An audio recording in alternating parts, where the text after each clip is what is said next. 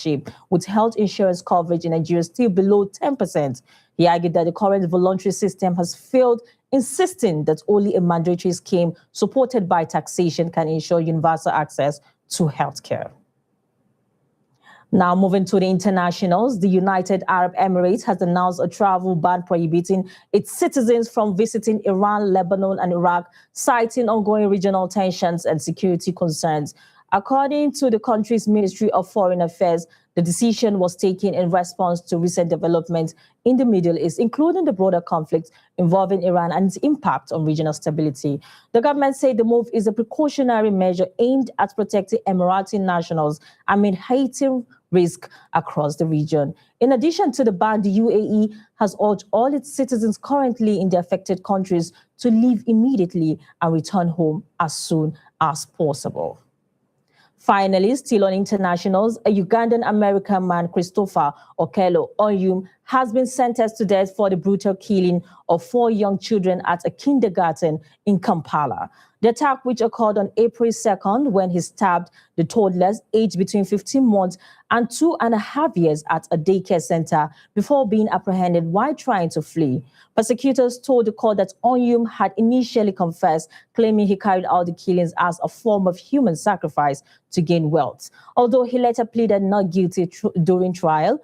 During the trial, the judge rejected his defense of insanity, stating that the accurate and precise manner of the attack showed it was carefully planned.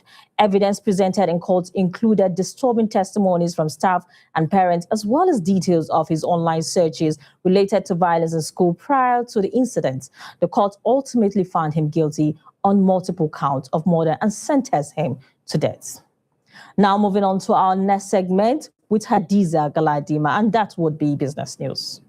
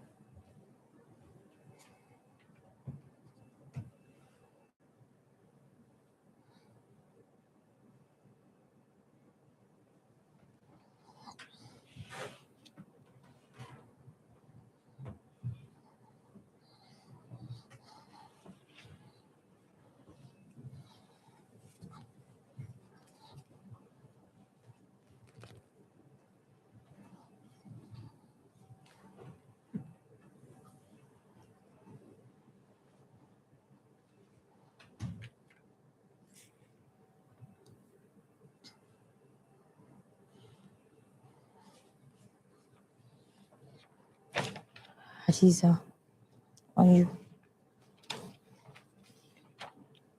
Thank you, Zainab. Good afternoon and welcome to the Business Update on S24 Rundown. I am Hadiza Galadima. It's Friday, May 1st, 2026, and happy International Labour Day. As we mark the start of a new month and wind down what has been a high-octane weeks in the markets, we are looking at the resilience factor. From the local currencies fight for stability to global supply chains weathering a new storm. Today, we track the grit behind the numbers. Coming up is the latest from the Nigerian exchange floor, a deep dive into aviation industry losses, and our hot topic, which is the evolving dignity of labor in an AI-driven economy. We start with the aviation sector sounding the alarm. New reports this morning shows that Nigerian airline operators have incurred staggering losses hitting 150 billion naira in just the last 2 months. Raising operation costs and outstanding debt are threatening to ground critical services. The airline operators of Nigeria are now calling for urgent intervention to prevent a total systemic collapse. And on the currency front, the Naira opened May on a note of cautious stability, trading at approximately 1,374 Naira to the dollar at the official window. The gap between the official and parallel markets remain remarkably narrow. Analysts attribute these consistent liquidity injections from the central bank, though all eyes remain on global oil price volatility as we enter the new month. And turning to the Nigerian exchange, it's been a green week for many investors as the all-share index closed the final sessions of April with a nearly 4% gain, pushing market capitalization towards the 145 trillion naira mark. Financial services continue to dominate the volume, led by heavyweights like Access Holdings and UBA. However, it's the industrial goods sector, particularly Lafarge Africa, that saw some of the most aggressive price appreciation this week. As we look at the week in review, the resilience factor is evident. Despite global inflationary pressure, domestic equity remains a preferred hedge for local institutional investors. And in global policy, the IMF have released a fresh outlook for sub-Saharan Africa. While the region entered 2026 with strong momentum, averaging 4.5% growth, new risks are mounting. Rising fertilizer prices and tightened financial conditions due to ongoing Middle East tensions are expected to shave about 0.3% of earlier growth forecasts. Also, big moves in the M&A space as investment giant Lazard has agreed to a $575 million acquisition of Campbell Lutyens. This move creates a new global private capital powerhouse, indicating that despite high interest rates, the appetite for high-end advisories and private equity remains robust. Finally, on our hot topic for this May 1st, as the world celebrates the worker today, the conversation in boardrooms have shifted from manual labor to augmented labor. With the creator economy projected to hit nearly $500 billion next year, the resilience factor for the modern worker is now defined by adaptability. Whether it's using AI to enhance content creation or pivoting to green energy auditing, the dignity of work in 2026 is increasingly tied to technical upskilling. That's the business news update on S24 Rundown for this Friday. It's been a week of navigating uncertainty with strategy. And as we head into the weekend, the market reminds us that stability is a marathon and not a sprint. Don't go away. After the break, we will dive deeper into the headlines with our newspaper review with Zainab and Abubakar, who are standing by to break down the front pages. I am Hadiza Galadima. Have a productive Labor Day and a restful weekend ahead.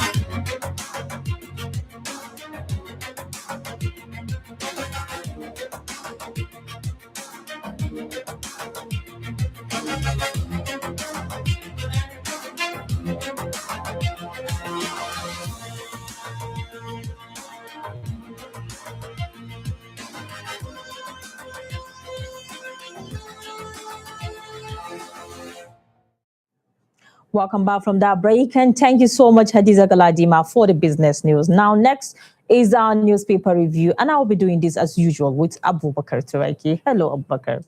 Good to see you again today in white. Happy Friday. Thank you, Zainab. And happy Workers' Day. Thank you. So we'll be starting with the Daily Trust, and on the front page it says Supreme Court clears path for ADC. This is about the judgments we're waiting for from the court. Just yesterday, we actually promised we're going to come here to be discussing this the final verdict. So let me hear from you. Yesterday's court judgment was, it actually favored the members of the ADC. And yesterday I saw their reaction. They were so excited and even happy. And this is to show you that the court verdict of yesterday has clearly showed to many people that democracy has come to stay in Africa. What I mean here... So what has happened that made you say so? Yeah, because the stability of democracy in Nigeria is the stability of democracy in Africa. And we are all expecting the verdict will go the other side, and it went the other side. Were you really predicting that the verdict would have gone the other way around? Of course, because I was actually predicting, because I even made a statement yesterday, which is out of prediction. Yes. That the verdict may likely favor the other side, and it went wrong. So this is to show you this country is the stability of democracy in Africa, and is a good one.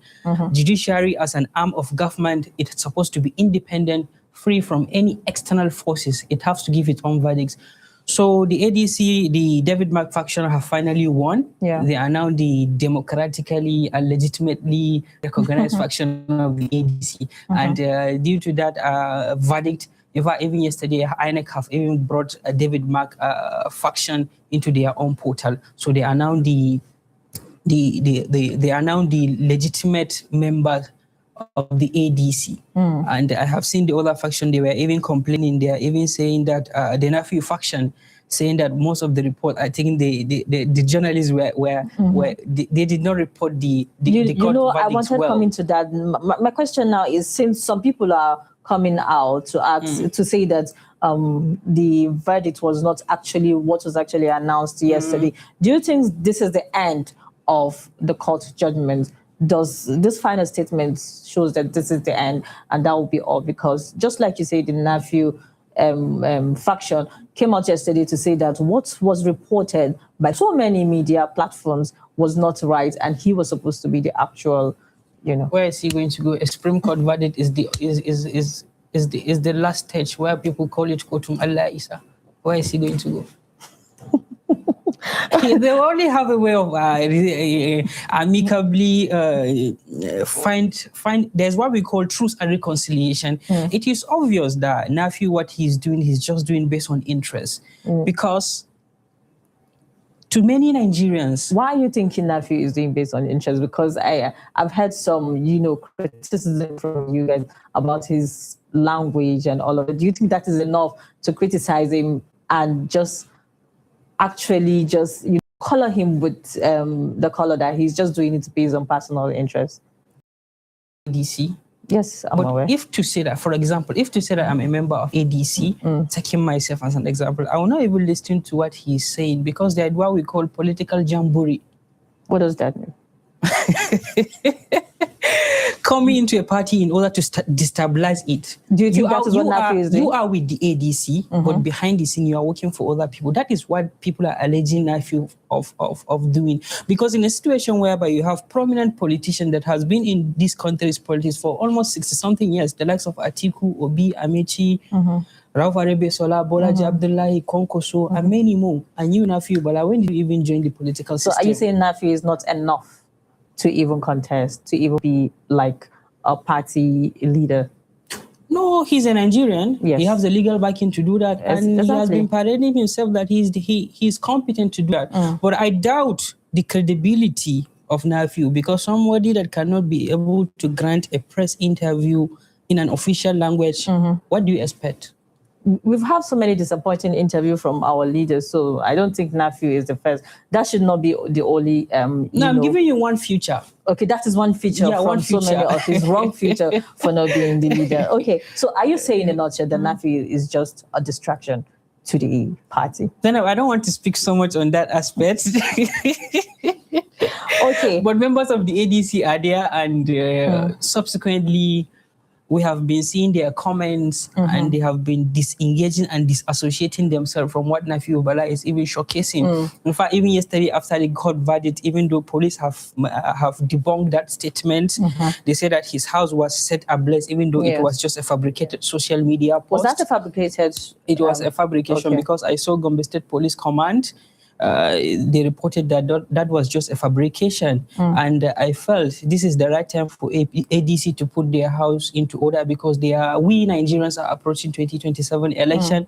As I always tell you, the 2027 election is the election that is going to decide the future of over 250 million people, which there is no any political party that will take that thing on serious. And the first step to preparation for the 2027 election is actually this court case. I think now that they have a form of understanding in the party, so it seems we are actually ready for the upcoming election. They are not truly united. Even after this court I believe there will be a kind of like some underground politicking that is going to continue to take place. Okay. So we'll be moving on to the next newspaper, and this is on the Vanguard front page. It seems yesterday court case was actually the headline of the day. So it also says Supreme Court OK's ADC's mag axis PDP's Turaki. Let's talk about the PDP's Turaki faction. The story of ADC is the same story of PDP. Why? Because they are having faction, they are having conflict, they are having issue, they are having rigmarole. Yeah, we've just talked about it. Yesterday, what happened after the court verdict of ADC, the court have actually scrapped or suspend the faction of Tanimu Turaki, because they even declare Ibadan Convention as null and void. Yes. Were you ever thinking the Turaki-led faction would actually be picked? No, because I already told you that based on what we have been seeing, the Minister of FCT have interest in that court case. And our politicians, whenever when they are in power, they have the ultimate power to influence some court verdict. Abakar, I haven't talked about the Supreme Court judgment. Let's move on quickly to our final headline. Say Obi to Tinubu. This is coming from Obi to Tinubu, of course. Borrowing for consumption is killer cancer. This criticism has also came from Atiku Abubakar telling our president that trying to borrow money without adequate plan for how to return that money is actually not the right way to go. And it's also coming again from Obi. Before, addressing the fact that, borrowing is actually not what we need right now, we should also look at the fact that political aspirants, it is easier for them to criticize when they're not in power. Let me give you two statements. When I'm not in power, nobody is perfect than I. Yes, you've mentioned that Talking before. is easier than doing. Exactly. And it's only in African politics, especially in the giant of Africa, that you will withdraw subsidy and you will continue to borrow. What does that mean? So coming out, Peter Obi, to tell the Nigerian president that borrowing is a dead killer, is a killer cancer. Well, if you look at the statement, obviously he's saying the right word. Yes. But I'm praying that this statement, I hope there is no any political backing behind that. There's nothing to hope about. It is, I feel like it is a campaign strategy also. So there's actually nothing to hope about that. Obi is not saying it from the positive angle that because he's just a Nigerian, and as a Nigerian, he feels our level of borrowing can lead us into the pit. I think he's just saying I always love citing example with what Ikonjo Owela said and what the Emir of Kano said when he was the CBN governor. And when she was the Minister of Finance. Ikonjo Owela said that she reiterated to most of them that we should not be borrowing. There will be a time when the country is going to cripple. She told them, but one of the governors even went to her and said that we are saving for the rainy days. Now is the rainy days. Give us money. They pulled out of Nigerian money from the excess crude account that we are injecting our own foreign currency there. So the problem started since time immemorial, and it was that means the rain has been falling on us for a long time. And it will be very difficult for us when our politicians love borrowing money because they know that they are not the one who are going to pay the money. Yes. It's not their own tenure. Maybe subsequently their own successor may likely come and pay the price. So I think we need to be very, very careful when it comes to borrowing. And this is one of our duty of our lawmakers. Whenever you are going to borrow, they should invite the president or the governor. what are you going to do with the money? Come and account for the previous borrowing that you did. But to many Nigerians, and I even saw it online, I don't know, maybe it's an online mockery that they are saying that part of this government, what this government are really enjoying, and one of the things that is consistent in this government is borrowing. Recently, we have analyzed that every Nigerian is expected to pay the sum of 720,000 naira. That's absurd. That's funny, because I don't think most Nigerians don't even know the amount they are owing as a citizen for just being a citizen. For Nigerians that have not even actually enjoyed any dividends of this borrowing, but you're owing that huge amount of money. So, well, it's actually a kind of is very, very discouraging to wake up and see your country is not moving in the direction that it's supposed to go. And it sounds very, very discouraging. This is one of the major reasons why many people are leaving this country. And if you ask a common Nigerian, especially a young graduate, asking him like, would you like to die for this country? He will vote you down. Yeah, I'm going to borrow your word today, because if it's like you have not said, don't worry, Nigeria will be better. No, Zainab, let me also reiterate to you, and let me also reiterate to you that we die here and Nigeria will be great, inshallah. Okay, Nigeria will be great, but I don't know about your other part. And that's it on Newspaper Review today with Abubakar Turaki. Up next is S24 Reports, coming to you after the break.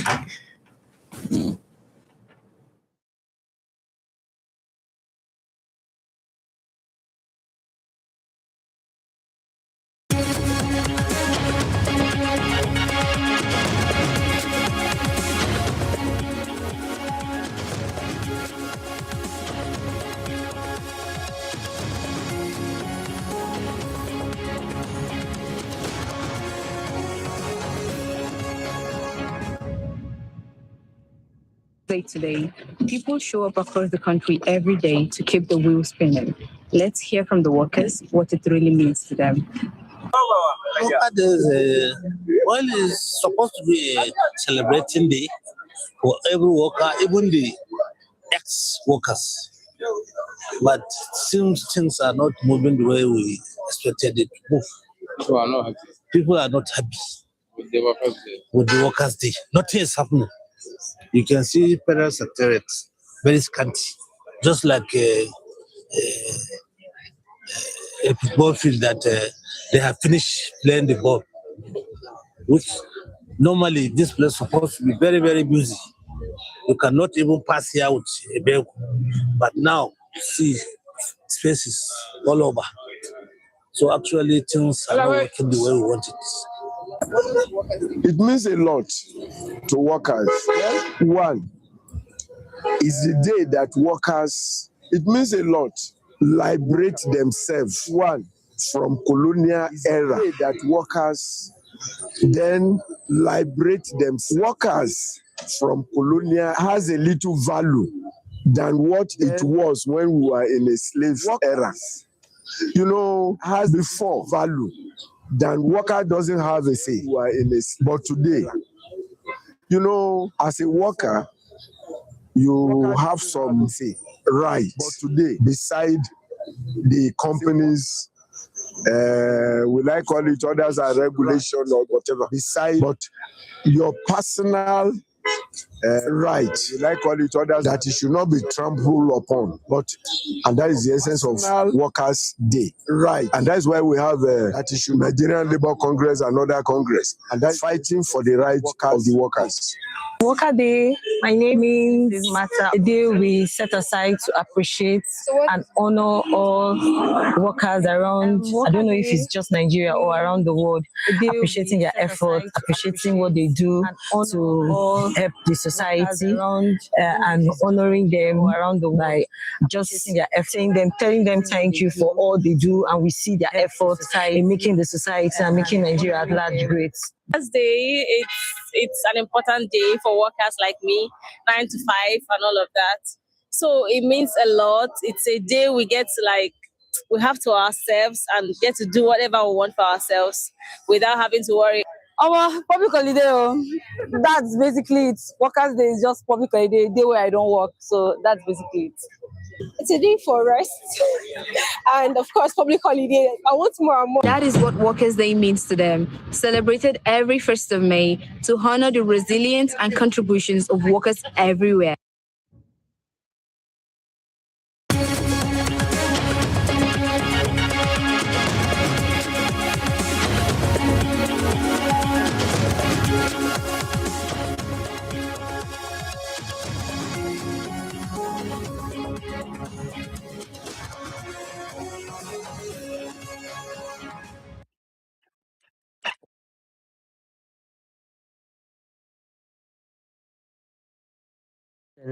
A new generation of women artists is reshaping the city's creative identity, turning art into voice, livelihood, and community. In a sunlit garden, artist Sega Zaidi Rago is redefining what art can look like. Using a tough-tone gun, she builds portraits not with paint, but with layers of yarn thread by thread until human faces emerge with texture and depth. When Sega arrived in Kigali, she had no network, no gallery access, and no clear path into the art world. That changed when she met someone who would open doors for many others. I met Jemima when I first moved to Kigali. I didn't really know any other artists. I wasn't familiar with the galleries or how exhibitions were put together in this country. And that is how we met. She brought 5 East African women together to organize a joint exhibition. After that, I essentially became part of the local art scene. That person is Jemima Kakizi, a painter turned cultural organizer. She founded the Impudu Art to support women who were often excluded from mainstream art spaces. What began as personal struggle became a shared platform for visibility and opportunity. I am a creator, I'm an artist, and I also created a platform for women artists, but it all started because it was also hard for me to get opportunities as a woman artist and make a living, from my art. I thought that coming together would give us more visibility. And also, when I started doing art, I think I knew like 3 women who were practicing, which is like a very small number. Inside exhibitions filled with color and texture, women artists are no longer isolated voices, but a growing collective presence. Mokayo reflects on this shift. To be able to find a space that is actually centering women and looking into their strengths, I think is something that is quite precious and needs to not only happen more often, but actually needs to be encouraged a lot, because I don't think we see that quite often. More often than not, it's like one artist, one woman artist, and then like 7 men. And to be able to have a space that has like more than 5, 6 women, I'm elated to see that. For many, this is the first time they're creating in spaces designed with them in mind. Outside the galleries, Kigali is changing rapidly. A modern skyline rises, reflecting a city in transition. Within this transformation, art spaces like Simple Living Art Gallery are helping redefine cultural value. Nigerian curator Ademola Additional observes these shifts closely. Jemima, from my observation, she's actually trying to push her way through to see that female artists earn living from the practice. In Rwanda as of today, she's a force to be reckoned with when it comes to managing female artists, promoting female artists, and encouraging female artists. Without platforms, artists remain unseen. With platforms, they begin to grow. For Jemima Kakizi, the mission has now expanded beyond exhibitions. It is now about survival, helping artists turn creativity into income. When I see that artists are able to make a living from their art, that's the first one. The second would be to see more art spaces in Kigali and Rwandans being part of it.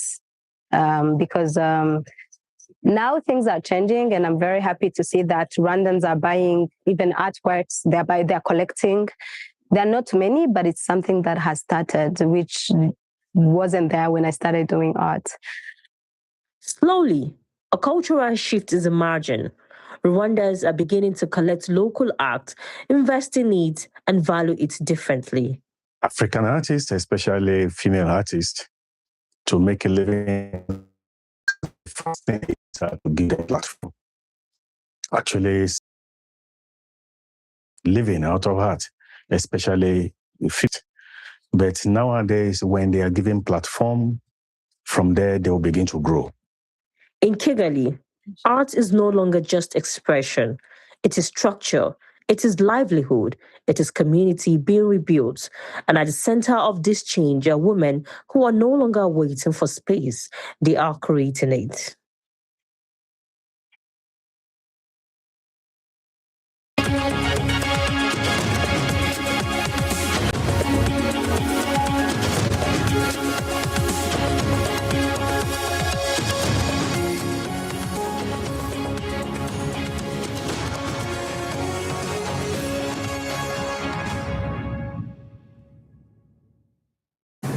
Good afternoon and welcome back from that break. You're watching Political Arena on S24 television. Nigeria is widely recognized as a democratic state with regular elections, multiple political parties, and constitutional framework guiding governance. Yet, ongoing concerns around electoral credibility, accountability, and the influence of political elites continue to spark debate about how well that democracy is working in practice. For many, the question remains, is Nigeria truly democratic in action? Or does it lean towards a civilian-controlled system where power is concentrated in the hands of a few? I'm your host, Oniye Shukra, and I'm joined today by my guest, Abbas Yahuza Masana. Thank you very much for joining us today, Abbas. Thank you for inviting me, Shukra. Okay, Abbas, what would you say democracy is in your own words? Well, the word democracy is a derivation from the two Greek words, demos and kratos. Demos, which simply refers to people, and kratos, which refers to power or role. So, being it a concept of social science, democracy has been a victim of plurality of definitions. Classical thinkers like Joseph Schumpeter have seen democracy as a system through which people elect or choose their leaders through a competitive election. But one of the most highly recognized definitions was the one given by Abraham Lincoln, who sees democracy as a system of government of the people, for the people, and by the people. Okay, Abbas, linking democracy to Nigeria, to what extent do you think Nigeria meets the basic standards of democracy today? Well, I think in responding to your questions, I think I need to inject some substances of fairness and balance. You see, I can boldly do mention that Nigeria have perfectly met the standards of democracy. I know you might be surprised with my response. I am surprised. So this was largely because when we are talking about democracy, we are talking about the basic principles, the building blocks and the cardinals that made up a democracy. Factors that include the popular sovereignty, a periodic election, the existence of a constitutional framework, the separation of powers, the existence of independent institutions. So all these institutions are there in Nigeria. That is in terms of the structure. But the question is in the practical terms. Okay. Yes. In practice, the issue of democracy is very questionable in Nigeria. Yes, the issue of the periodic elections is being hijacked. Power is indirectly centralized as against the separation of powers. There is an absence of check and balances. The independent institutions like the judiciary, INEC, have been ended as being pocketed by the politicians. They are serving the interest of the executives or the political office holders. So while democracy exists in structure, but the full substance in Nigeria is still evolving. Okay, Abbas. Thank you very much for that. So would you say that elections in Nigeria, do they truly express the will of the people? I mean, do the people want, do they really gain power through elections? Well, elections in Nigeria represents both the will of the people and some sense of systemic influence. While many others truly participate and genuinely participate during elections, but the system has been hijacked through electoral malpractices.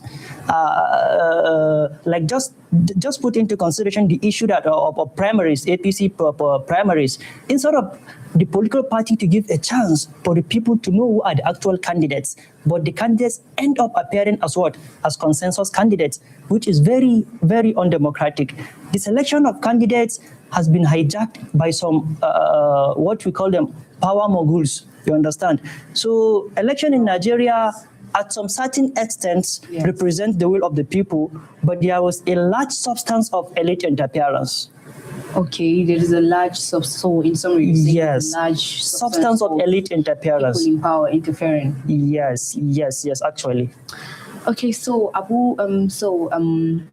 Abbas, would you say the Nigerian structure is strong?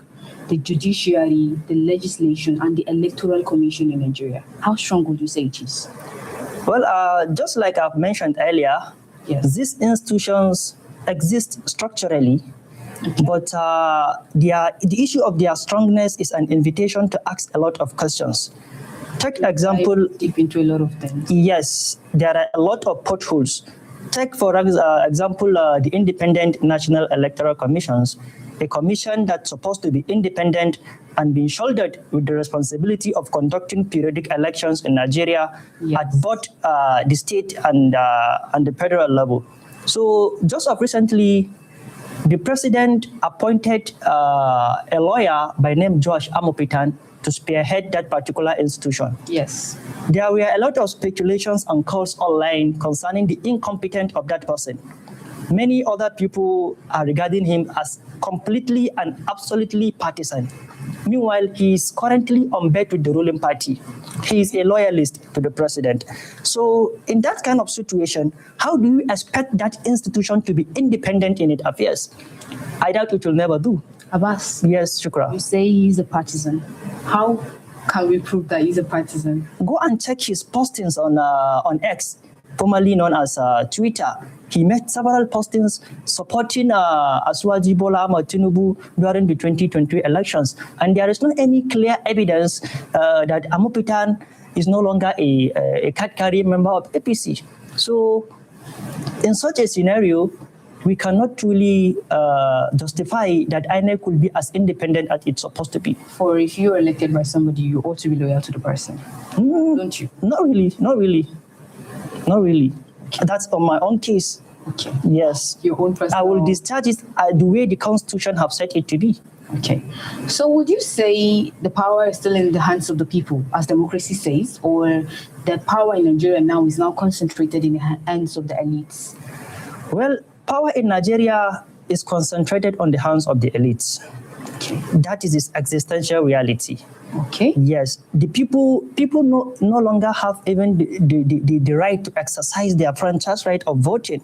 Understand? I have given you an example of the primary elections currently going on at the state and the federal level, whereby the governors are anointing candidates so that they will be their successors. So in a situation whereby, as a citizen, I don't even know the potential candidate, then how do a hand for a political party which I claim to be a member, then how do I even claim that power belongs to me? By the reality, power does not belong to the people in Nigeria. Okay. So by practicality, power does not belong. It does not belong to the people. So can we link that to the fact that elections in Nigeria, especially the upcoming 2027 election, might not be free and fair? Well, the 2027 election might probably not be free and fair, concerning the scenario that I've narrated earlier. Unless I think there is only one situation whereby I will have a hope concerning the credibility of 2027 election. That is if the current INEC chairman has been sacked by the president. Okay. But as much as George Amopitan will continue to spearhead the Independent National Electoral Commission, so Nigerians should forget about anything called free and fair election. That is the fact. Okay. So one last question before we quickly round this up. Does Nigeria current party, the current party in Nigeria holding the power, do they allow opposition party to express themselves? Well, as you know, constitutionally, opposition parties have the right to exist because Nigeria, we are practicing a multi-party system. That is constitutionally. But the ruling party is trying to do anything possible in order to see that they are making things difficult for the opposition. Just imagine, the ADC were not even allowed to conduct the national convention the way it's supposed to be. Even the venue, they have applied for the Eagle Square National Stadium. None of the two were granted to them. So therefore, the opposition parties I would like to cut you very short. Okay, Shukra. Okay, so what would you say to Nigerian youths concerning the upcoming election? Well, concerning the upcoming election, let me just say this. Please, very quick. Democracy in Nigeria is currently in ICU. You understand? It's an ICU. It's an emergency situation that needs an emergency support.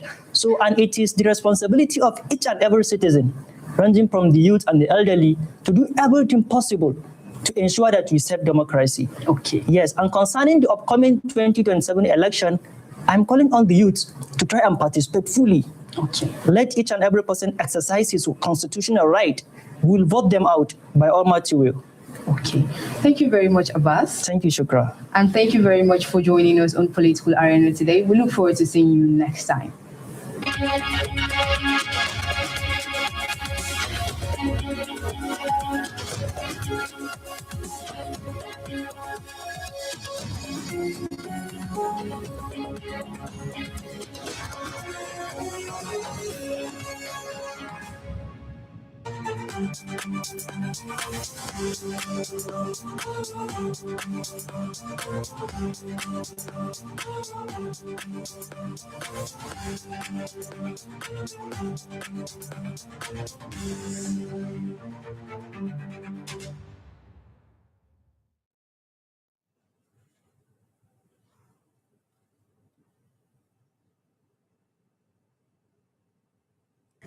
Hello and welcome to Tech Updates. I'm Gladys Asuko. As we mark Workers' Day today, sit back and enjoy as we take a look at how technology continues to evolve, shaping productivity, security, and economic growth in Nigeria and across the world. Let's dive in. We begin here in Nigeria where new financial regulations are taking effect. The Central Bank of Nigeria has begun enforcing stricter bank verification number rules aimed at tackling fraud and strengthening financial security. These new measures include limiting changes to bank-linked phone numbers to just once in a lifetime, while transactions on newly registered devices are now capped at 22,000 naira within the first 24 hours. A decisive move towards building trust in Nigeria's digital banking system. Still on efforts to strengthen the nation's digital future, the Federal Ministry of Communications and Digital Economy is investing in human capital development with over 200 laptops and financial support distributed in Oyo State. This initiative is designed to equip young Nigerians with essential digital skills, empowering them to strive in an increasingly technology world. A clear reminder that the future of the work is digital and Nigeria is preparing its workforce. From skills development to market performance, Nigeria's financial market is also reflecting the growing influence of technology. The Nigerian exchange has reached record highs with market recapitalization surpassing 1 trillion naira, largely driven by strong gains in the tech and telecommunications sectors. A sign that investor confidence in Nigeria's digital economy is steadily rising. And as the economy evolves, the Secretary to the Government of the Federation is advocating for technology-driven risk management strategies to build more resilient economic systems. This highlights the increasing role of digital tools in safeguarding national development. And finally, moving beyond Nigeria to the global stage, India has officially rolled out its new online gaming rules for 2026, marking a major shift in regulating one of the most largest digital gaming markets. Under the new framework, a central regulatory body, the Online Gaming Authority of Nigeria, has been established to classify games and address user complaints. This move reflects the growing global push to balance innovation with regulation in the digital space. And that's the tech updates for today from Nigeria to the world. We hope you stay informed and inspired.